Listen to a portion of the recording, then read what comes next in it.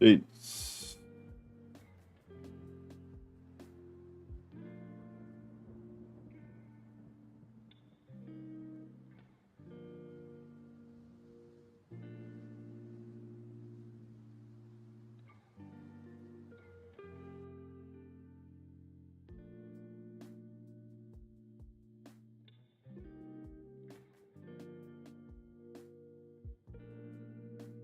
Pikachu. Is that show still on?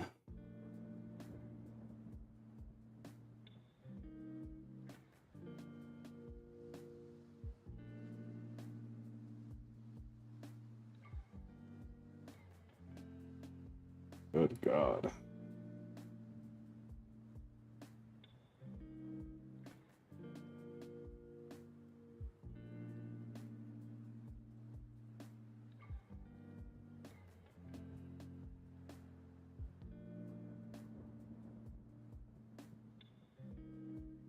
Blackstone ratio. Blackstone's formula. Ah. Interesting. Huh.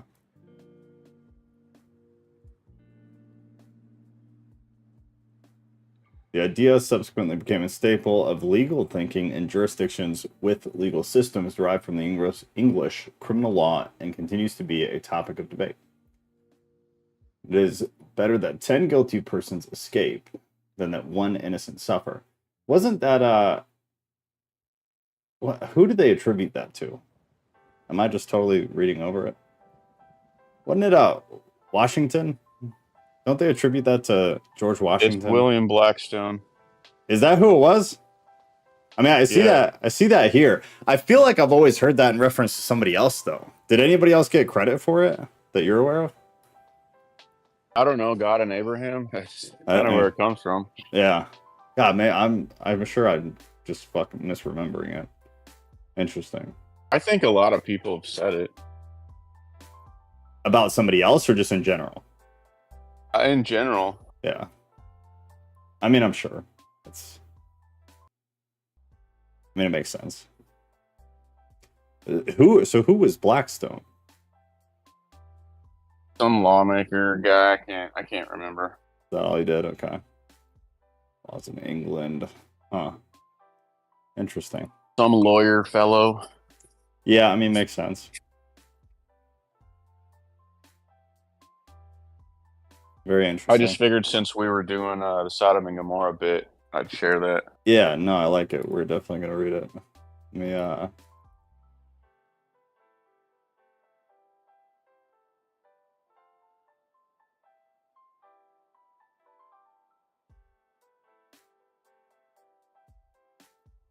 Yeah, that's great. Okay. Braves. Lord help us, Tampa, Pastora, Scott. Oh, Scott, what we were talking about was, I can't remember. I think Ghost brought this up last week or was alluding to it or something. This saying here, so it's on the screen now.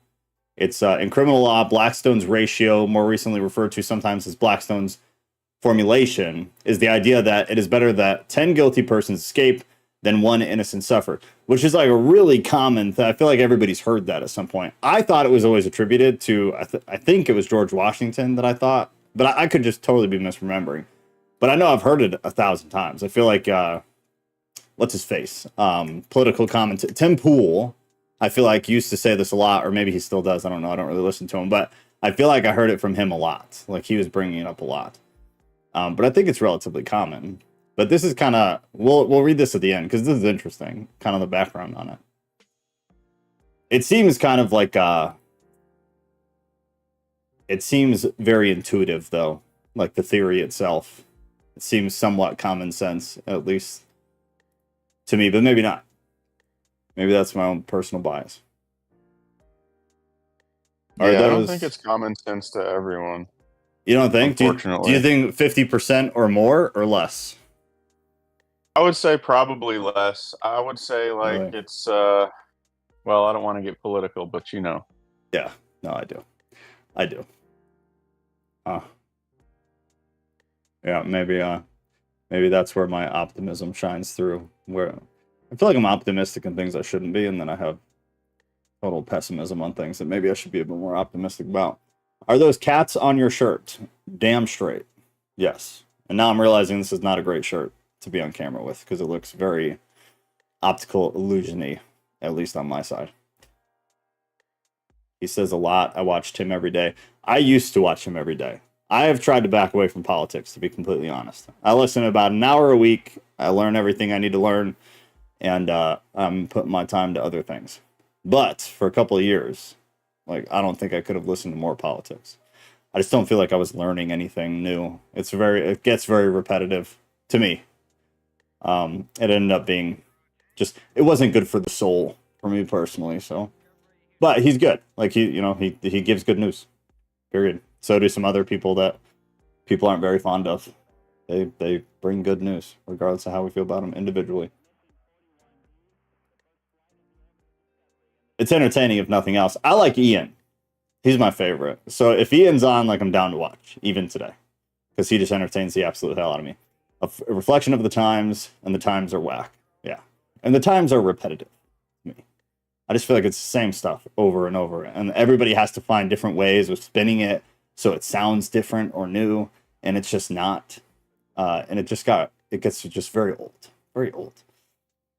All right. Anyway, tonight is not old. Tonight is great. It's a story everybody's been waiting for. It's the incest everybody's been waiting for.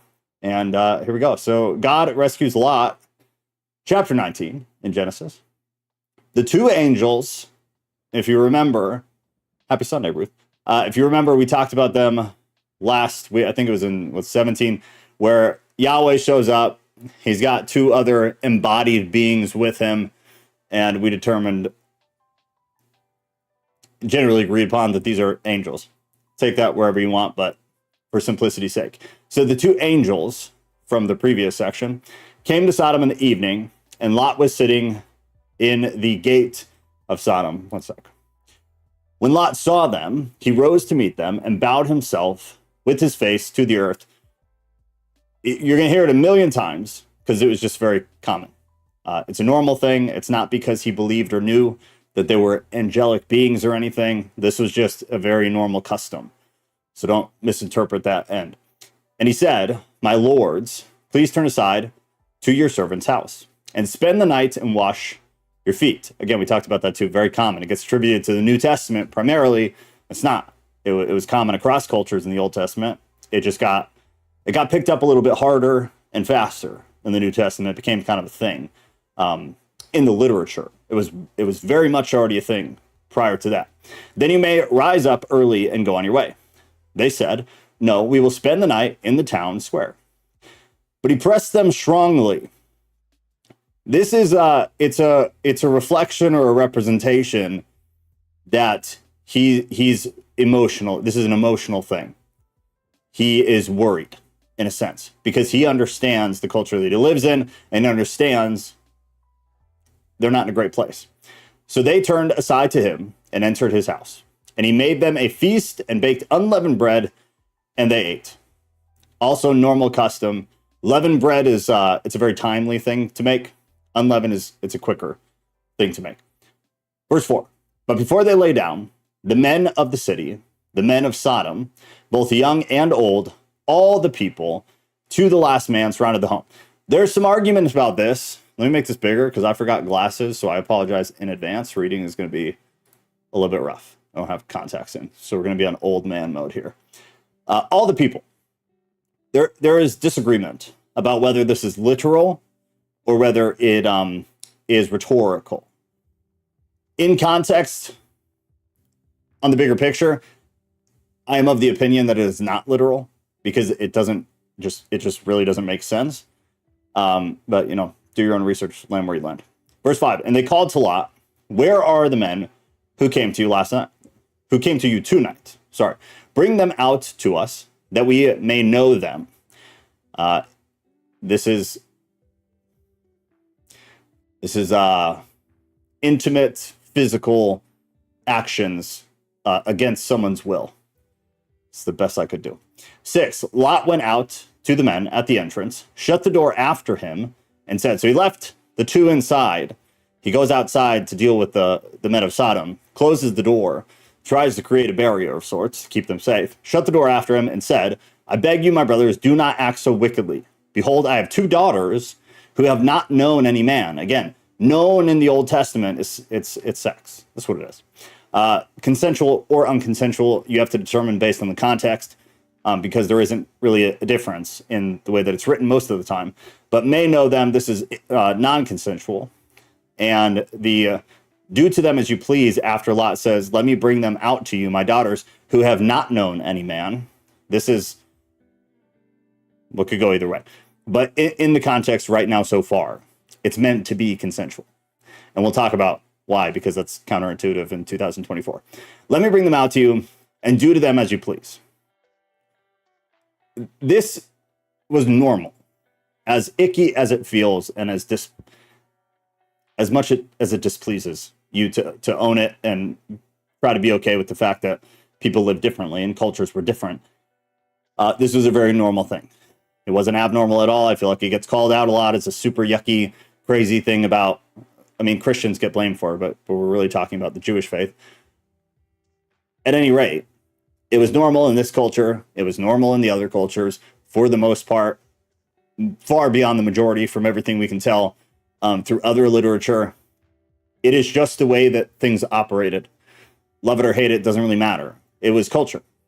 Things happen today that most people 100 years from now are going to be like, wow, that's disgusting. What is happening? What is wrong with you people? It is just kind of how culture works. It is a cyclical thing, and we do things that people are not happy with later. So Lot is offering his daughters to the men of Sodom to try to intervene for the 2 angels that he doesn't know yet are angels. He just thinks they're house guests. That's important to understand too, because it makes a lot of people even more angry. He's not necessarily protecting people that he not people, but angels that he knows are divine. He's protecting 2 random men who he doesn't necessarily know are special in any way. He's trying to protect them. Custom, culture, therefore he offers his daughters, who we know from the text were virgins. Only do nothing to these men, the 2 he had inside, for they have come under the shelter of my roof. It shows how dramatic culture was in this sense. It shows the customs of the time and how somebody would be willing to do one culturally normal thing that seems wild to us, like offering your daughters, in order to protect another cultural thing, which is foreign to us as well, where you're willing to sacrifice, in a sense, your family for 2 total strangers. It was morally and ethically normal, right? It's just hard to grasp, but it doesn't make it not the reality. So it's just something everybody has to be okay with. Only do nothing to his men, for they have come under the shelter of my roof. So he feels responsible for them. But they said, stand back. And they said, this fellow came to sojourn, and he has become the judge. They're talking about Lot.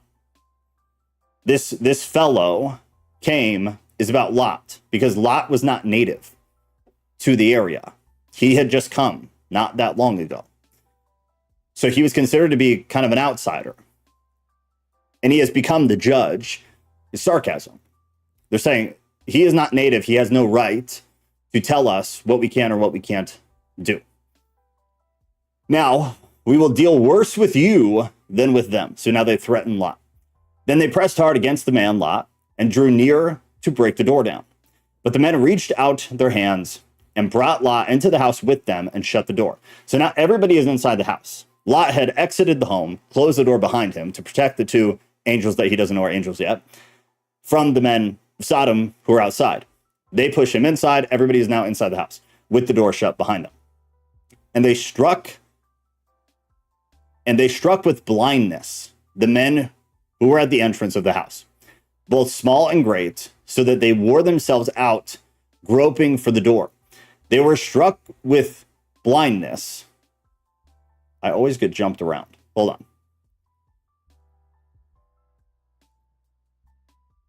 Beautiful. There. So the blindness, I want to get this. So Kings 6:18, I believe, is the only other place that we get this, which says, and when the Syrians came down against him, Elisha prayed to the Lord and said, please strike this people with blindness.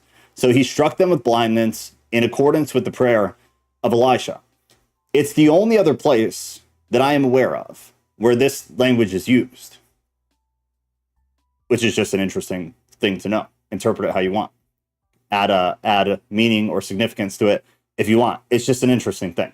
You seems like it would be something that happens more often, and it's just not. So they were struck with blindness, the men who were at the entrance of the house, both small and great, so that they wore themselves out, groping for the door, totally blind. Then the men said to Lot, "Have you anyone else here? Sons-in-law, sons, daughters, or anyone you have in the city, bring them out of the place.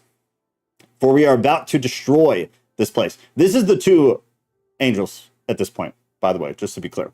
"For we are about to destroy this place because the outcry against its people has become great before the Lord. And the Lord has sent us to destroy it."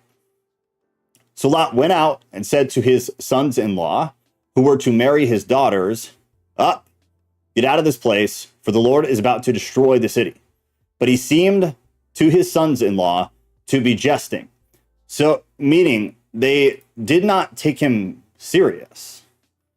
They were not taking him serious. Why? Because up to this point, Lot had not been the man of ethics or the man of right living. Lot had gone to Sodom, and we can assume, based on context, that he had been kind of living the life, at least to a degree. So when now he's concerned, his sons-in-law are like, is he joking? Is he serious? They're not taking him serious. As morning dawned, the angels urged Lot, saying, "Up, take your wife and your two daughters who are here, lest you be swept away in the punishment of the city." But he lingered. So one, they didn't take him serious, the sons-in-law, because of his previous behavior. And then after there's a second warning, a pretty urgent warning, he's lingering. He's having an issue. So whether he's having a dilemma of self, or he is really just that off track and off base, or he's just extremely dumb, at any rate, he's having a problem leaving. So the men seized him and his wife and his two daughters by the hand. The Lord being merciful to him, they brought him out and set him outside the city. They had to literally grab him, which seems kind of astonishing until we get further into it. But it's a very odd story if you actually break it down, like bit by bit, piece by piece. It's weird. It's weird that he'd linger. It's weird that they'd have to forcibly remove him when he's been told fairly clearly what is going to happen. It makes you wonder what the actual state of mind was. So they brought him out and set him outside the city. And as they brought them out, one said, one of the two men, angels, "Escape for your life. Do not look back or stop anywhere in the valley. Escape to the hills, lest you be swept away." Do not look back. I feel like everybody already knows, but important directive there. Do not look back, lest you be swept away. And Lot said to them, "Oh no, my lords." I want to read this from Logos in regards to, because this is interesting. On 18 there, Lot said to them, "Oh no, my lords." Logos says most translations use the plural "my lords" because the conversation is with the two angels. However, this is the same address used earlier when Abraham addresses the embodied Yahweh. So back in 18, when Abraham said, "O Lord, if you have found favor in your sight, do not pass by your servant." We get it in the singular version, whereas it was actually the same as this originally. Why? Who? Interesting thing. What? It's a thing that makes you wonder. Why? 19, "Behold, your servants have found favor in your sight, and you have shown me great kindness in saving my life. But I cannot escape to the hills, lest the disaster overtake me and I die." He's still having problems. "Behold, the city is near enough to flee to." Oh, thank you, baby. She brought me glasses. She's so nice. Oh my gosh. I can see. Were the two angels a foreshadowing of the two witnesses of Revelation? Oh, I'd want to read it. That's an interesting thought, though. I think they strike them with blindness is done through the same ocular mechanism that allows them to give us visions. I could see that. I don't see why not. I don't see why it would have to be different, or why there would be a purpose for it to be different. It is so hot, my glasses are fogging up. They had flashbang grenades. Jesus Christ. All right. Overtake me and I die. Behold, the city is near enough to flee to, and it is a little one. Let me escape there. Is it not a little one? And my life will be saved. He said to them, behold, I grant you this favor also, that I will not overthrow the city of which you have spoken. So they're promising that the city that he's escaping to will not befall the same fate. Escape there quickly, for I can do nothing till you arrive there. Therefore, the name of the city was called Zoar. I want to read this too. For 23 through 29, they've got like a little synopsis here. After Lot flees from Sodom, Yahweh destroys Sodom and Gomorrah with fire from heaven. Despite the angel's instruction, Lot's wife looks back at the destruction and becomes a pillar of salt. Abraham goes to the place where he interceded on behalf of Sodom and sees the destruction. The text notes that Yahweh delivered Lot because of Abraham, and we'll talk a little bit about that too. Mikhail said, for Lot, his moral and ethical values, to look for the safety of his guests first over the safety of lives of his own daughters speaks volumes on how malleable an individual's moral compasses are. Yeah, isn't that funny? But I see it on even a bigger picture. It's interesting how malleable cultures are. And because the individuals make the culture, but if you can affect enough individuals, you're affecting the entire culture. And that, I think, is more or less what we see. I can't remember what it's called, but there's like a scientific name for it. Ghost probably knows what it is. But when enough individuals are affected, right or wrong, true or false, it doesn't really matter. Whatever the thing is can overtake the culture. And then the entire culture begins perpetuating a certain behavior or an idealistic view. Zeitgeist? Is that... Yeah, I mean, that works. Egregore? I feel like... Say that one again? Egregore? Maybe that's it. But it's just everybody starts behaving the same way and doing the same things. Mass formation? Yes. Yeah. I think. But like that's all of culture. It's every culture. It's all of culture. And then you have like these little pockets of people who don't fit that. But usually those pockets will then become bigger and it all results in the same thing. Physical Yahweh. It's kind of like there were people back in the 60s and 70s that never wore bell bottoms. Right. They just fall through the cracks, you know? Dude, think about leggings. How wild if you said that as somebody in the 50s, that all women would wear leggings. They wouldn't believe you. No. It changes pretty fast. Changes really fast. And I feel like it doesn't take much. It seems like for the most part, it's something that happens slow at first and then extremely quickly, like just a hard ass hit, and culture shifts dramatically. But I don't think any of this stuff from the Old Testament was really any different. It's all the same type of stuff. God the Son, Jesus Christ saves. What's going on? That is such a mouthful. But it's good for it's good. It's good to be able to say that fast. It's great for public speaking. It is really interesting. I'm glad Mikhail said that, because that's something to like always think about, especially if you're going to read other stuff outside the Bible. Because once you get a grip on the Old Testament, you kind of have a grip on it, because culturally it's relatively similar from the beginning to the end.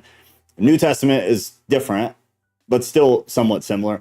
But then if you venture out into like the Mesopotamian text or anything else from the rough time period, it's like you've got to change the perspective and put the goggles on for what that culture's thing was and what their ideology was and how they process the world and perceive the world, because it's just totally different. And reading it, just like reading this now today, from our perspective, it all just seems like crazy and criminal. And it's just not the case. It was very different. And people are super malleable. And it's a reason everybody needs to be very careful about what they allow in their head on any given day. It can go quickly. So escape there quickly, for I can do nothing till you arrive. Therefore, the name of the city was called Zoar. God destroys Sodom. The sun had risen on the earth when Lot came to Zoar.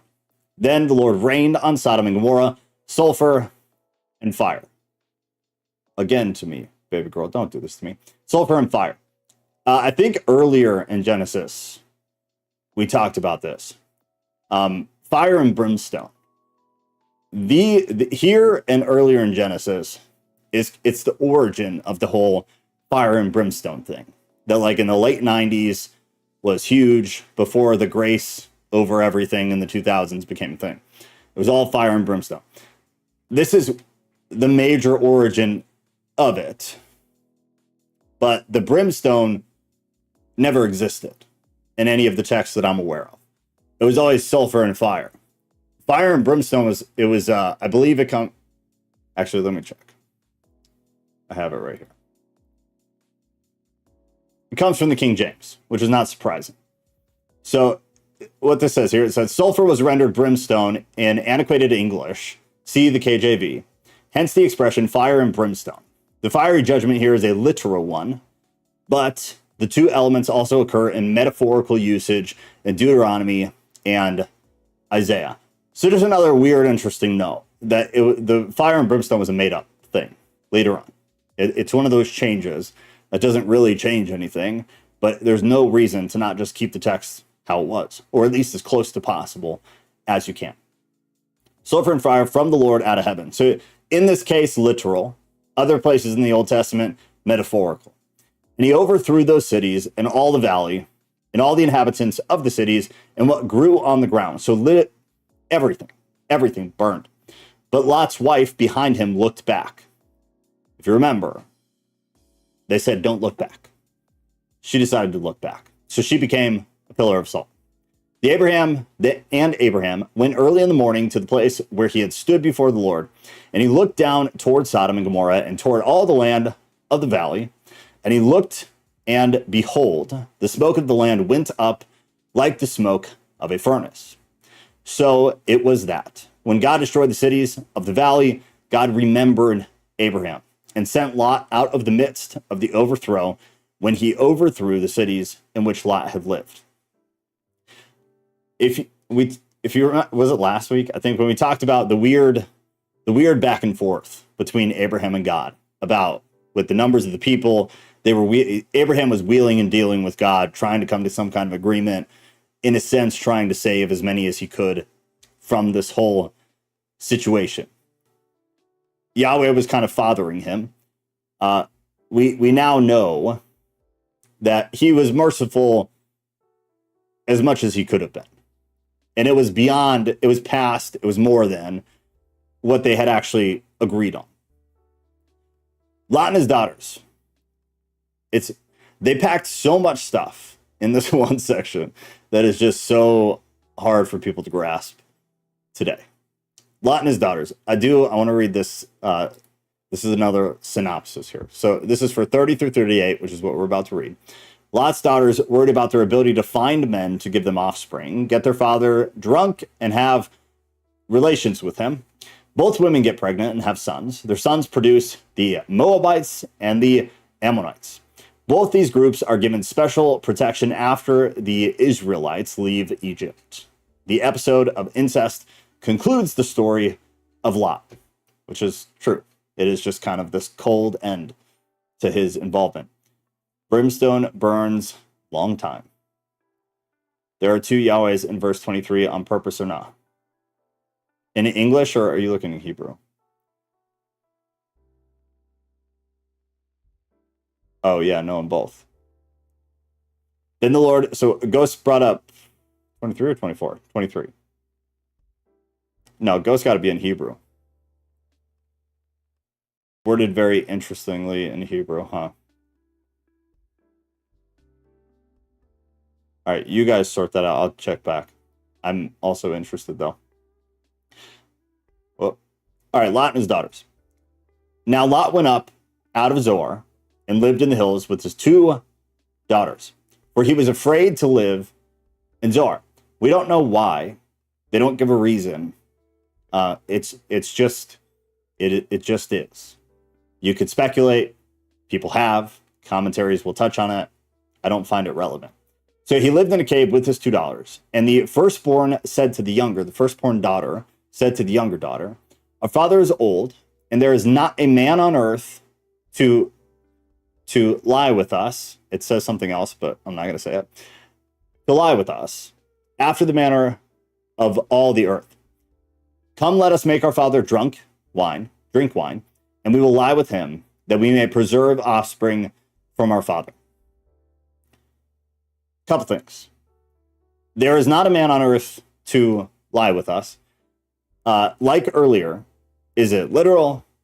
Is it metaphorical or not metaphorical? Is it an exaggeration? Do they believe that maybe that's it because they saw it get wiped out? It's unlikely, but it's possible. A number of different interpretations. Either way, the result is the same, and they feel the need to lie with their father because otherwise their bloodline will die. So another cultural thing that you have to just have a grip on and be okay with it is that was a really big deal. Today, I'd say it's, I'm totally guessing, less than 50% of men care if their bloodline goes on.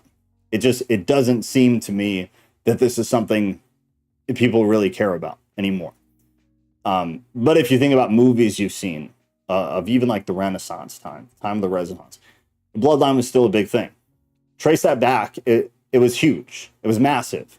It was everything in some cases. It was everything having to do with marriage.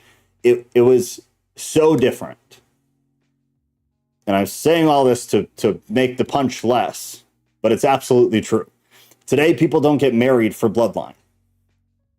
Back in the day, they only got married having to do with bloodline, for reasons of bloodline and finance. Another thing that culturally is just, it could not be more different. So the daughters are concerned about this. In their mind or in their present reality, the only choice they see is to lie with their father. And so here we sit. So they made their father drink wine that night, and the firstborn went in lay with her father. He did not know when she lay down or when she arose. Hard to believe, but all right then. The next day, the firstborn said to the younger, behold, I lay last night with my father. Let us make him drink wine tonight also. Then you go in and lay with him, that we may preserve offspring from our father. So they made their father drink wine that night also. And the younger arose and lay with him, and he did not know when she lay down or when she arose. Thus both the daughters of Lot became pregnant by their father. The firstborn bore a son and called him Moab. He is the father of the Moabites to this day. The younger also bore a son and called his name Ben-Ami. He is the father of the Ammonites to this day. Make him drink with alcohol-less grapes, as some Protestant Pentecostals tend to believe. Sugar rush. Good God. Does it matter? I guess. So real quick, let me read this too. So called him Moab. The Hebrew word used sounds like the Hebrew phrase for from father, which is kind of insult to injury in the modern context. But in Hebrew, Moab, apparently, this I didn't know, comes from the term from father. Ben-Ami is son of my people.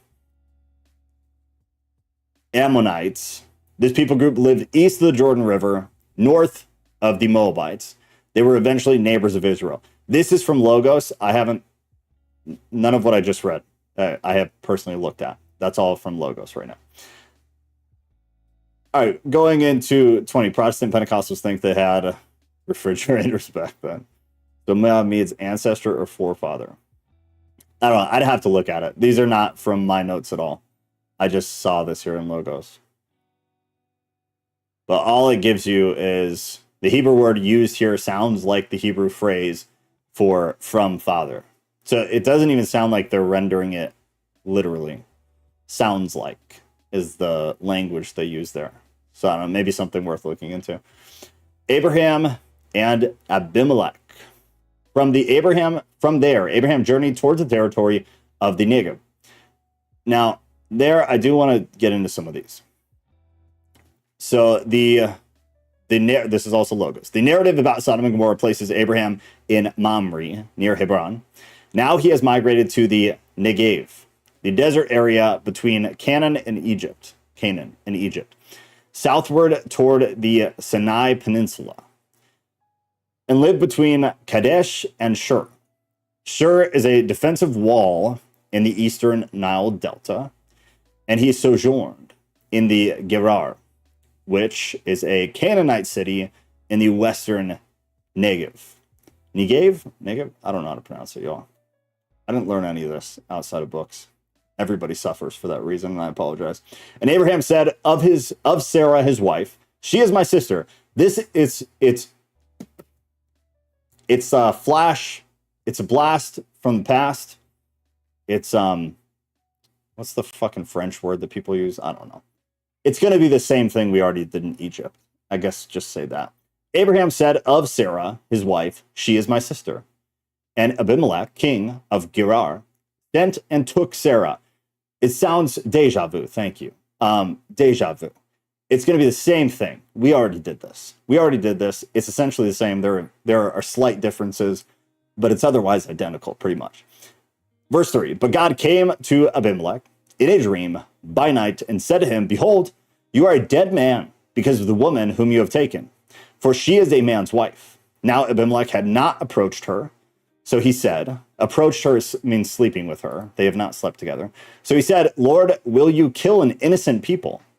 Did he not himself say to me, she is my sister, blaming Abraham, which is true, because he chose to do that. Did he not say to me, she is my sister? And she herself said, he is my brother. In the integrity of my heart and the innocence of my hands, I have done this. Integrity, we talked about this previously too. A lot of the time I've found, and maybe Ghost can fact check me on this, but I have found that integrity is not the best word in a lot of these texts. And I think we talked about it chapters ago, but it works. But blameless or without defect or without fault in some context just might make more sense. So he's saying, I am blameless in this circumstance. I'm blameless in this scenario because of the things that I just said. Then God said to him in the dream, yes, I know that you have done this in the integrity of your heart, and it was I who kept you from sinning against me. Therefore, I did not let you touch her. Now then, return the man's wife, for he is a prophet, so that he will pray for you and you shall live. But if you do not return her, know that you shall surely die, you and all who are yours. So, similar to Egypt, Abraham is concerned that he will, and we talked about that because it's somewhat selfish, or at least seems to be so. Abraham is concerned that he will have something bad happen to him because of the situation that he's moving into. So he decides to lie and say that Sarah is his sister rather than his wife. What happens is the king of the area takes Sarah, because obviously she's like super fine or something. I don't know. Everybody wants Sarah. So the king takes Sarah. God comes to him in a dream and explains, this is no-go, blah, blah, blah. The king is, I'm innocent. I had nothing to do with this. They said this, they said that. How would I have known any better? I'm blameless in this scenario. And God still is like, yeah, that's all well and good, but you still need to go give her back or I'm going to kill you and everybody you love. It's the old savage God of the Old Testament. So Abimelech rose early in the morning and called all his servants and told them all these things. And the men were very much afraid. Then Abimelech called Abraham and said to him, what have you done to us? And how have I sinned against you that you have brought on me and my kingdom a great sin? You have done to me things that ought not be done. And Abimelech said to Abraham, what did you see that you did this thing? Abraham is basically like, how do you know? Like, how are you aware of what's actually going on here? Abraham said, I did it because I thought there is no fear of God at all in this place. Kind of offensive. And they will kill me because of my wife. Besides, she is indeed my sister. This is where the plot thickens. Yo, this is where people learn things they didn't know. Is that tome? Tome has a lot of meaning, fullness or perfection. It can even mean naivete. Interesting. I didn't know that. Sureness. Huh. Huh. Okay, she is indeed my sister. The daughter of my father, though not the daughter of my mother, and she became my wife. To be clear, we are no longer lying. Abraham is no longer lying. This is the truth now, which we did not learn the last time this happened. This is an evolution of the actual story. She's the daughter of the father, not the daughter of the mother. She became my wife, so half sister. And when God caused me to wander from my father's house, I said to her, this is the kindness you must do me. At every place to which we come, say of me, he is my brother. Then Abimelech took sheep and oxen and male servants and female servants and gave them to Abraham and returned Sarah, his wife, to him. And Abimelech said, behold, my land is before you. Dwell where it pleases you. To Sarah he said, behold, I have given your brother 1,000 pieces of silver. It is a sign of your innocence in the eyes of all who are with you. And before everyone, you are vindicated. Then Abraham prayed to God, and God healed Abimelech, and also healed his wife and female slaves, so that they bore children. And the assumption there is that God had been or had threatened to prevent them from having the ability to bear children. For the Lord God had closed all of the wombs of the house of Abimelech, house of Sarah, Abraham's wife. Which it's another one of those like funny things that the punishment for women early on in Genesis was that you will have children and it will hurt.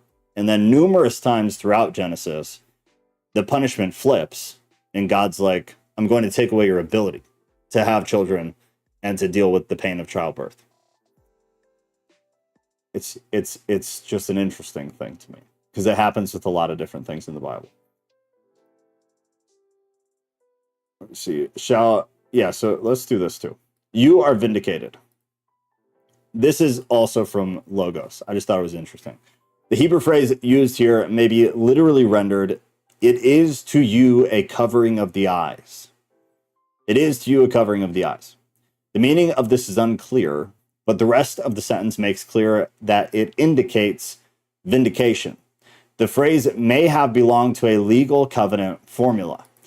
Now, I'm hoping, because this is not something I've looked at, but I know Mikkel and Ghost are hard into Hebrew right now. I'd be interested if you guys can find anything about this. I have not looked, but I was looking at this earlier today, and I don't recall ever seeing it or talking about it with anybody before. So I'd be interested what can be found about it. Yeah, so it's out of, so what is it, 16? 16 at the very end. And it says, and before everyone, you are vindicated. What this says here, and I'll copy it into the chat, actually.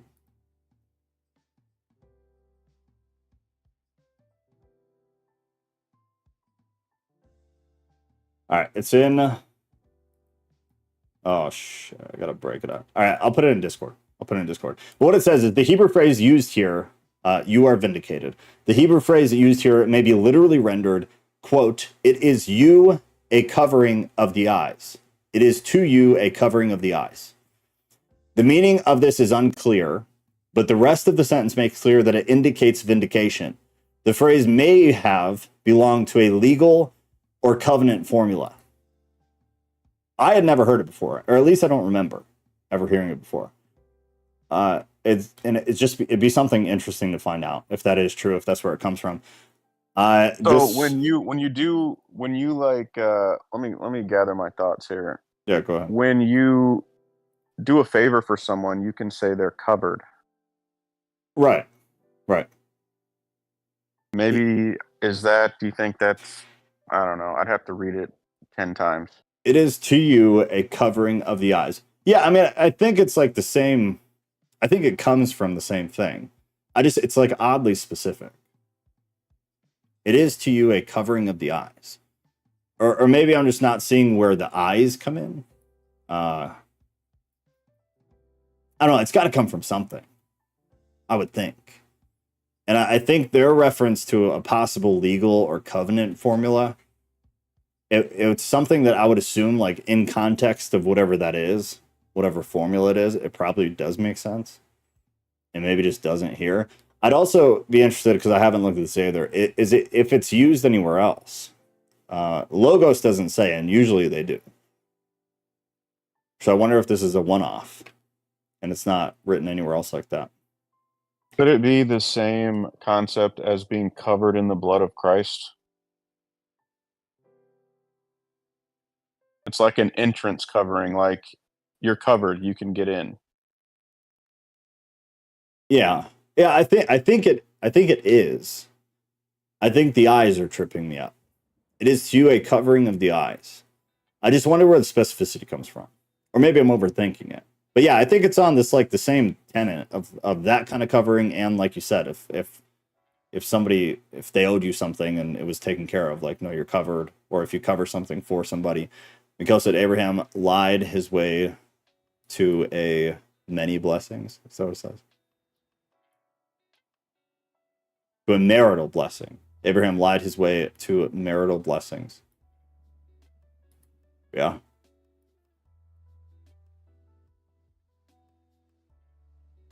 Yeah, I don't know. It's one that maybe I'm just totally overthinking it. I think it makes sense what you're saying. It probably is the same thing. I wonder where exactly it came from, and I do want to know if it shows up anywhere else. If the actual Hebrew phrase shows up anywhere else. I'm gonna look into it. Yeah, that'd be awesome. My guess is that it shows up somewhere outside of the Bible, and the Bible, it got pulled in by whoever the author was. That would be my guess, because from what I'm thinking off the top of my head, it would make more sense to me that this comes from somewhere else. And I did put it in the Genesis thing on Discord if anybody else wants to look at it. In the Bible study discussion, Genesis is at the very bottom. It's got the verse and everything there. But I'm curious. This is one of those weird things. Let me see.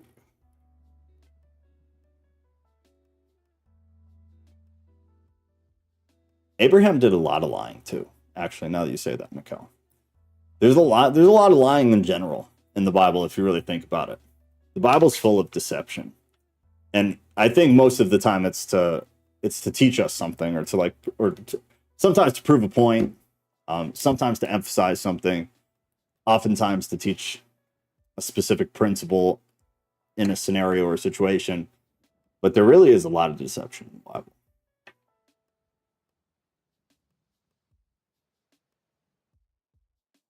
Now I'm thinking of the cherub that covers. Yeah, maybe there's more to just the covering in general. Yeah, because when you hear cover, you think of like like a blanket or something. But Right. That's a great point. Yeah, I didn't think of that. Yeah, let me know where you get. I'm definitely going to look into it, because I think you're right. I think it's probably pulled from like some kind of Akkadian text or something, and then they just assume that everyone knows what it means. Right. Especially Which they did, but we don't. Right. Exactly. Yeah. Exactly. That is I'm gonna look into this one when we get off real quick, because I'm curious. But that would make the most sense. It seems as though those weird one-offs, you're always able to find them somewhere else. And wherever you find them, they seem, at least for the most part, frequent in that culture or in that text. And then, like you said, everybody of the time would understand it. But today, it's like we don't see it anywhere else in the Bible, and most people just read the Bible. So it seems very off and very odd, which is what that one seems like to me for sure. Yeah, I'm going to look at that. I'm already having kind of a hard time finding much on it. I'm gonna have to change the way I'm looking for it. So we did 19, we did 20. Thursday, Adam and Eve, and I think we're coming up on the end. Oh, I do want to do this too. Actually, hold on. So Ghost sent this before, or like right when we started. I think we talked about it last time, but maybe I'm imagining that. But in relation to the conversation at the very least that we did have last time, Blackstone's ratio. In criminal law, Blackstone's ratio, or more recently referred to sometimes as Blackstone's formulation, is the idea that it is better that 10 guilty persons escape than that one innocent suffer. Talking about the kind of the argument back and forth, or the I'm having a really hard time with words this evening. The negotiation between Abraham and God about the fate of Sodom and Gomorrah. It is better that 10 innocent persons escape than one. I'm sorry. It is better that 10 guilty persons escape than that one innocent person suffers, as expressed by the English jurist William Blackstone in his seminal work, Commentaries on the Laws of England, published in the 1760s. The idea subsequently became a staple of thinking, of legal thinking, and jurisdictions with legal systems derived from English criminal law, and continues to be a topic of debate. There is also a long prehistory of similar sentiments going back centuries in a variety of legal traditions. In the United States, high courts in individual states continue to adopt specific numeric value for the ratio, often not 10 to 1. As of 2018, courts in 38 states had adopted such a position. How does that work in practice, though? The phrase repeated widely and usually in isolation comes from a longer passage, the fourth in a series of 5 discussions of rules of presumption by Blackstone. Fourthly, all presumptive evidence of a felony should be admitted cautiously, for the laws hold that it is better that 10 guilty persons escape than that one innocent suffer.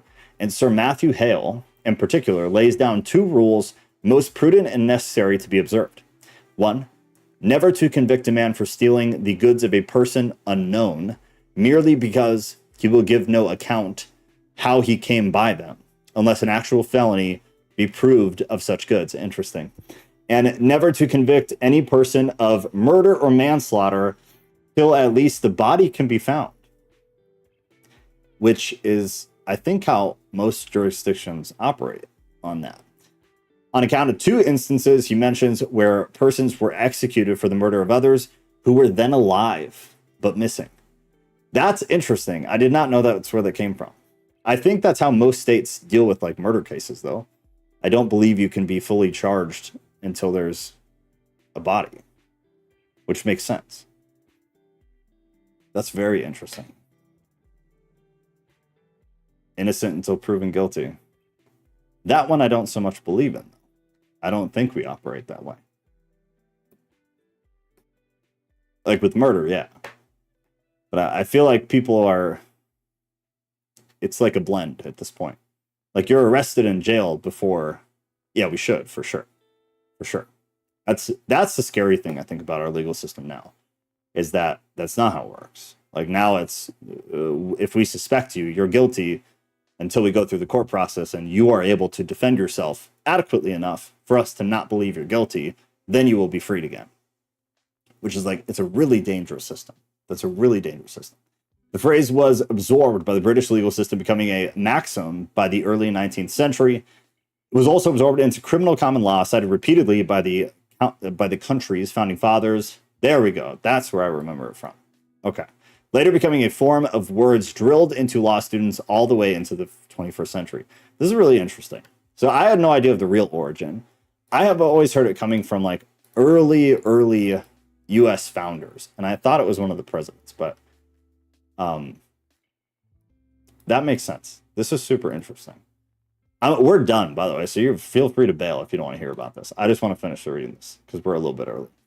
Other commentators have echoed the principle. Benjamin Franklin stated it as, it is better that 100 guilty persons should escape than that one innocent person should suffer. There it is. There it is. It wasn't George Washington. It was Benjamin Franklin. That's the one I think that Tim Pool quotes all the time. Or used to. I don't know. But that's the one.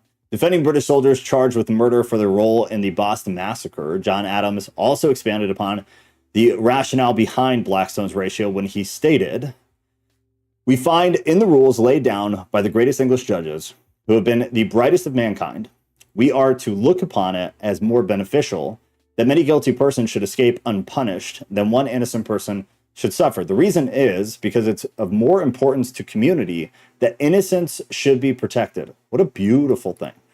"Than it is that guilt should be punished.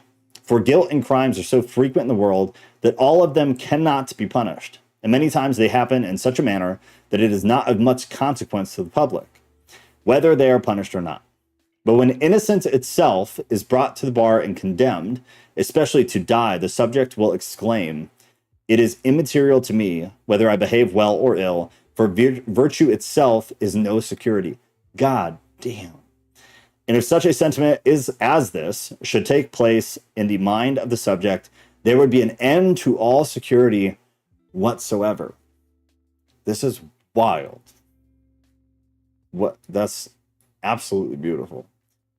Alex Jones used to talk about it a lot back in the day. That's where I learned about it. That makes sense. That makes sense. Old Alex he's very concerned about 2025 from what I've seen. Historic expressions of the principle. All right. Super interesting. Very interesting.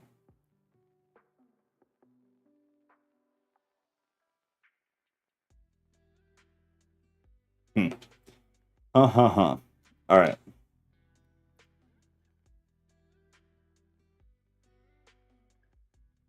If you keep reading, they get into the Genesis stuff that we just covered last week. Oh, do they really? All right. Then yeah. But I mean, it's just stuff we already know. All right. Evolving. Salem witch trials. It were better that 10 suspected witches should escape than that one innocent person should be condemned. So it's been used all over the place. Here you go. Okay. Islamic scholar Al-Tirmidhi quotes Muhammad as saying, "Avoid legal punishments as far as possible, and if there are any doubts in the case, then use them. For it is better to judge, for a judge, to err towards leniency than towards punishment." A similar expression reads, "Invoke doubtfulness in evidence during prosecution to avoid legal punishments." Other statements, some even older, which seem to express similar sentiments, have been compiled by Alexander Volok? I don't know. A vaguely similar principle, echoing the number of 10 and the idea that it would be preferable that many guilty people escape consequences than a few innocent suffer them, appears as early as the narrative of Sodom and Gomorrah in Genesis. Abraham drew near and said, "Will you consume the righteous with the wicked? What if there are 50 righteous within the city? Will you consume and not spare the place for the 50 righteous who are in it? What if 10 are found there? I will not destroy it for the sake of the 10. I wonder what the absolute origin is. It's one of the things that drives me the craziest about life is my brain wants so badly to know absolute origins, and all I've ever learned is that you're never gonna fucking know. For most things, for the vast majority of things, you can get close, but we're not good at. It's just history just didn't work that. I think we'd have to dig into like early Sumerian stuff to see if it was something earlier or if it truly was Abraham. I don't know. Right, but even then, Moses or whoever wrote it. But you're limited. As like I've tried it with so many different things, and sometimes you'll get it, but then you got to wonder like, but was there something before? Is this just the first person that wrote it down? But you can get close, I think, with a lot of the stuff.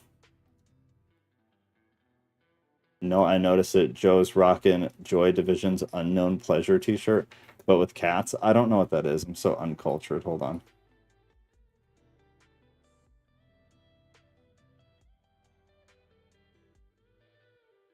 What is Unknown Pleasures? Joy. Oh, 1979. It's a song, so I can't play it. That's exactly what it is, though. Spot on. Spot on. But there are cats. That's really funny. I had no idea, Mikhail, so thank you. Now I have to listen to the song. This is what Mikhail's talking about. That is the shirt, in fact. The Deadbeat Club. It's the debut studio album by the English rock band Joy Division, released on the 15th of June in 1979. That's so funny. I'm so wildly uncultured. It's kind of sad.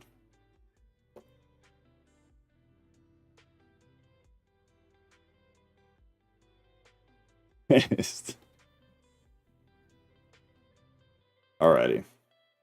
Well, I've got nothing else. We're getting close here, right? If we do 2 again, I think we're 4 weeks, 5 weeks. A lot of these are about the same size.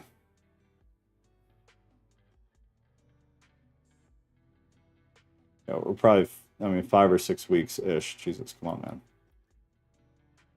And then I did want to look at this real quick.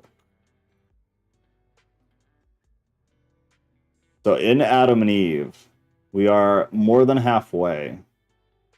So assuming we don't have chit chat, which hopefully we do, because that was entertaining.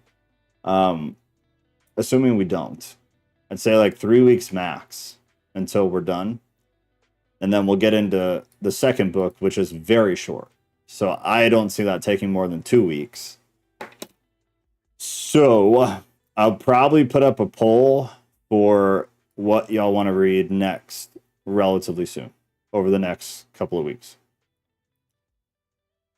And in case you don't know what the options are, well, I guess I'll limit it because there's so many. I was 5-year-old when their album went out. Is it good? Are they good? I'm not familiar. I mean, there might be a song or two that, like, if I heard it, I had heard it before, but the name does not sound familiar to me. I'll pick like 10. That might be too much, but then we can just do another one. I'll pick 10 apocryphal texts. I'll put 10 in the poll. So there is a vast array of options. I know whatever the other options from when we did this last time, I'll make sure those are on it, because I know there were at least like 3 or 4 or 5 people who wanted to read. I can't remember which one, but there was a specific one. And then we'll do it like that. And I think, at least for the time being, like until you guys are sick of it, we'll just read the Apocrypha on Thursday, because I have been very much into it. It's been a nice addition there. I've been enjoying the hell out of it. Were those the two? I remember Giants from Rodriguez. I can't remember if it was Maccabees, though. It was one of the M's that I think Jared and Rodriguez had brought up before we started Adam and Eve. I'll look back. It's still there. I'll take a look. But I know Giants. We went on there, and yeah, sure, we can do too, for sure. Oh, what is that?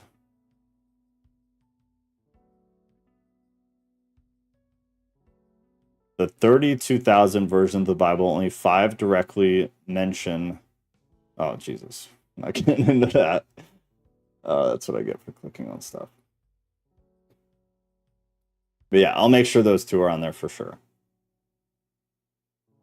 For sure. Giants is probably really interesting. I don't know if I've read it. Maybe when we start reading it, I'll remember, but I'm hoping that I haven't, because that would be a lot. That'd be a wonderful surprise.